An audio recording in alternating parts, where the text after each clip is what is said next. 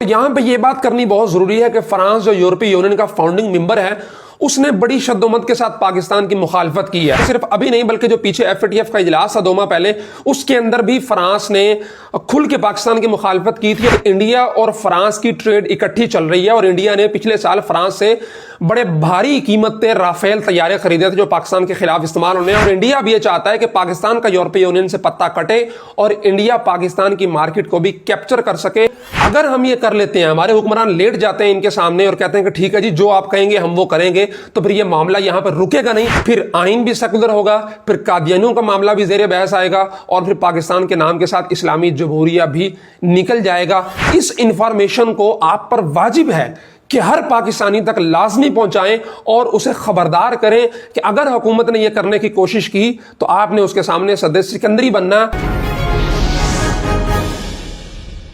السلام علیکم ناظرین, آج کی اس ویڈیو میں آپ کی توجہ ایک انتہائی حساس اور نازک مسئلے کی جانب مبذول کروانی ہے. ہماری حکومت اور مقتدر طبقے جو ہمیشہ غیر ملکی آقاؤں کے اشاروں پہ ناچتے رہتے ہیں لیکن وہ پھر بھی خوش نہیں ہوتے اور ہمیشہ ڈو مور کا مطالبہ کرتے ہیں, اور ہم ڈو مور کے چکر میں اتنے دور نکل آئے ہیں کہ ہمارا اصل پاکستان اور ہمارا اصل اسلام کہیں بہت پیچھے رہ گیا ہے اور ہماری حکومت کہیں بہت آگے نکل گئی ہے. لیکن اس دفعہ جو ڈو مور کے مطالبے میں بات کی گئی ہے وہ بہت زیادہ سنگین ہے.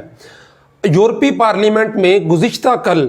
ایک قرارداد منظور کی گئی ہے اور منظور بھی 681 ووٹوں کے ساتھ کی گئی ہے. صرف 6 ووٹ اس کے خلاف آئے ہیں اور یورپی پارلیمنٹ میں یورپی یونین کے تمام ممالک کے نمائندے ہیں. 26 ممالک ہیں یورپی یونین کے. ان تمام نمائندوں نے 681 ووٹوں کے ساتھ متفقہ طور پہ یہ قرارداد منظور کی ہے. اس قرارداد کے تقریباً ٹوٹل 19 پوائنٹس ہیں جو آپ اپنے ساتھ اسکرین پر دیکھ سکتے ہیں. اگر کسی کو چاہیے ہو یہ قرارداد PDF کے اندر تو واٹس ایپ نمبر پہ ہم سے رابطہ کر سکتے ہیں, ہم ان کو سینڈ کر دیں گے. لیکن اس کی خلاصہ آج کی اس ویڈیو میں آپ کے سامنے رکھنے کی کوشش کروں گا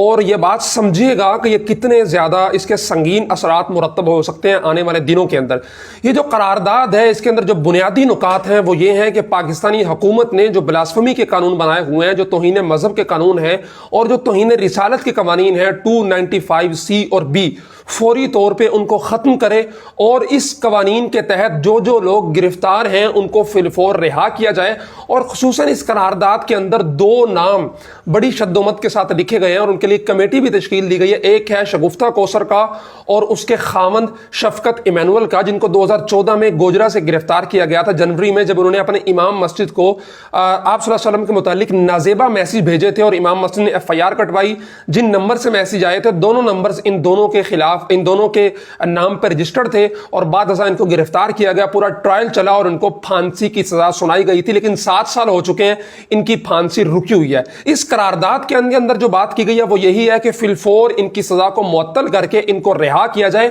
اور ان کے علاوہ جتنے تمام لوگ پاکستانی جیلوں کے اندر توہین رسالت توہین مذہب کے مقدموں میں قید ہیں فی الفور ان کو رہا کیا جائے. اس کے علاوہ اگر آپ کو یاد ہو کہ علی محمد خان صاحب نے ایک بیان دیا تھا کہ جو بھی توہین رسالت کا مجرم ہوگا اس کو سریعام چوک پر پھانسی دی جائے گی. اس قرارداد کے اندر پوائنٹ آؤٹ کیا گیا ہے کہ جناب علی محمد خان صاحب کے اس بیان کی ہم مذمت کرتے ہیں اور حکومت پاکستان سے مطالبہ کرتے ہیں کہ اس اسٹیٹمنٹ کو ڈینائی کرے. اچھا, مزید پوائنٹس کی طرف میں بعد میں آتا ہوں, لیکن یہاں پہ سمجھنے کی بات یہ ہے کہ اس قرارداد کا جو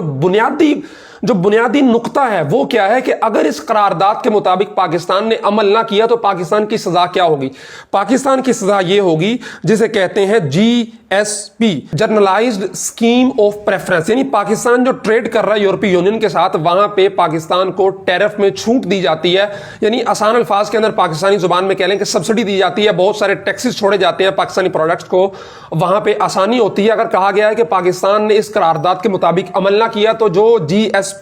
جرنلائزڈ اسکیم آف پریفرنس ہے اس کے اوپر نظر ثانی کی جائے گی. اور اس قرارداد کا ایک نقطہ یہ بھی تھا کہ جب تک پاکستان مکمل طور پہ اس قرارداد پہ عمل نہیں کر لیتا تب تک اس جو GSP سٹیٹس ہے اس کو معطل کر دیا جائے اور پاکستان کی جتنی بھی چیزیں یورپی یونین میں آ رہی ہیں, یورپ کے کنٹریز میں آ رہی ہیں, ان کے اوپر پورا ٹیرف اور ٹیکس وغیرہ وصول کیا جائے. اچھا, جو اگلا پوائنٹ ہے اس قرارداد کا وہ یہ ہے کہ پاکستان کے اندر جو عدم برداشت بڑھ رہا ہے توہین مذہب کو لے کے, توہین رسالت کو لے کے, اس کے خلاف جو قوانین ہیں ان کا استعمال ہوتا ہے, اس قوانین کو 295 اور C کو فی الفور ختم کیا جائے. عمران خان صاحب فرماتے ہیں کہ میں مغرب کو سب سے زیادہ سمجھتا ہوں اور میں یورپ میں جاؤں گا ان کو سمجھاؤں گا ہمارے لیے توہین رسالت کتنی जो है वो दिल को बुरी लगती है। लेकिन इमरान खान साहब ने वहां क्या जाना था, उनकी तरफ से पहले ये मुतालबा आगा कि जनाब आप 295C और B को खत्म कर दें, तौहीन रिसालत और तौहीन मजहब के कवानीन को खत्म कर दें। यहां पे असल बात यह है कि यहां पे ये मामला रुकेगा नहीं। आज आप 295C और B को निकालेंगे तो कल को उनकी तरफ से आएगा कि जी कादियानियों को काफिर कहने वाला ये जो मुद्दा है इसको खत्म करें। अगले दिन वो कहेंगे कि जनाब करारदाद मकासद जो पाकिस्तानी आइन को मुकम्मल तौर पर इस्लामी ढांचे के तहत रखने की बात करती है उसको निकालें। फिर कहा जाएगा पाकिस्तान के नाम के अंदर जो इस्लामी जमहूरिया है उसको निकालें और आहिस्ता आहिस्ता करते करते पाकिस्तान एक सेकुलर स्टेट बन जाएगी। और जो पाकिस्तान की रूह है कि पाकिस्तान का मतलब क्या, ला इलाहा इल्लल्लाह, उसको हमेशा हमेशा के लिए मसक करने की तैयारियां हो रही हैं। इस करारदाद को आप छोटा ना समझे कि कैसे ये करारदाद पाकिस्तानी करारदादों की तरह नहीं है कि पार्लियामेंट में पेश हुई, मंजूर हुई और फिर सद खाने की नजर हो गई। ये यूरोपीय यूनियन की करारदाद है, वो इस पर अमल दरामद करवाना भी जानते हैं। इसीलिए उन्होंने इस करारदाद के अंदर कहा हुआ है कि अगर पाकिस्तान ने हमारे इन मुतालबों पर गौर ना किया, इनको ना माना, तो पाकिस्तान का जो GSP प्रोग्राम है इसको मुअत्तल कर दिया जाएगा। और पाकिस्तान यानी जो ईरान पर पाबंदियां थी यूरोपीय यूनियन ने लगाई थी, उसकी मसनूआत वहां पे जाने पे मुश्किलात का सामना करना पड़ता था और बहुत ज्यादा टैक्स देना पड़ता था और कई ऐसी मसनूआत थी जिनको वहां इजाजत ही नहीं थी। इसी तरह पाकिस्तान के लिए उन्होंने करारदाद पास की है कि जनाब जब तक आप तौहीन मजहब के कवानीन को नहीं निकालेंगे, तौहीन रिसालत को नहीं निकालेंगे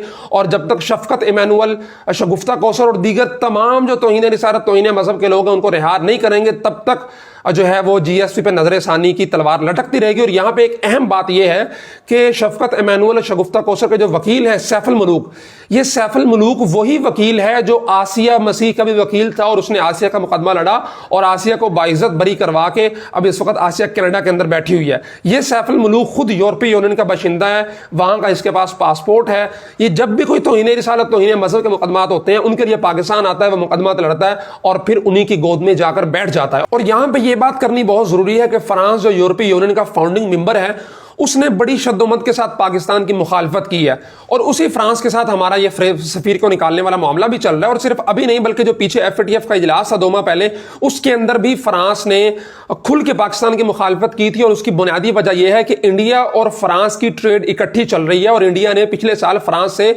बड़े भारी कीमत पे राफेल तैयारे खरीदे थे जो पाकिस्तान के खिलाफ इस्तेमाल होने हैं। और इंडिया भी ये चाहता है कि पाकिस्तान का यूरोपीय यूनियन से पत्ता कटे और इंडिया पाकिस्तान की मार्केट को भी कैप्चर कर सके। इसीलिए यह करारदाद भी लाई गई है कि पाकिस्तान तौहीन रिसालत तौहीन मजहब की शिकें खत्म करे, मुजरिमों को छोड़े और ये सारे मामलात हो, वरना GSP जनरल स्कीम ऑफ जो प्रेफरेंस है उसकी तलवार पाकिस्तान पर लटक रही है। और देखें अगर हम ये कर लेते हैं, हमारे हुक्मरान लेट जाते हैं इनके सामने और कहते हैं कि ठीक है जी जो आप कहेंगे हम वो करेंगे, तो फिर ये मामला यहां पर रुकेगा नहीं बल्कि आगे बढ़ेगा। फिर आइन भी सेकुलर होगा, फिर कादियानियों का मामला भी ज़ेरे बहस आएगा और फिर पाकिस्तान के नाम के साथ इस्लामी जमहूरिया भी निकल जाएगा। इस इंफॉर्मेशन को आप पर वाजिब है कि हर पाकिस्तानी तक लाजमी पहुंचाएं और उसे खबरदार करें कि अगर हुकूमत ने यह करने की कोशिश की तो आपने उसके सामने सदे सिकंदरी बनना है और हर मुमकिन कोशिश करके हुकूमत को बाज रखना है कि वो तौहीन रिसालत तौहीन मजहब का ये कानून को जो है वो पाकिस्तानी आइन के अंदर से निकाले और इन मुजरिमों को फारिग करे। कि हम फ्रांस के सफीर को तो निकाल नहीं सकते,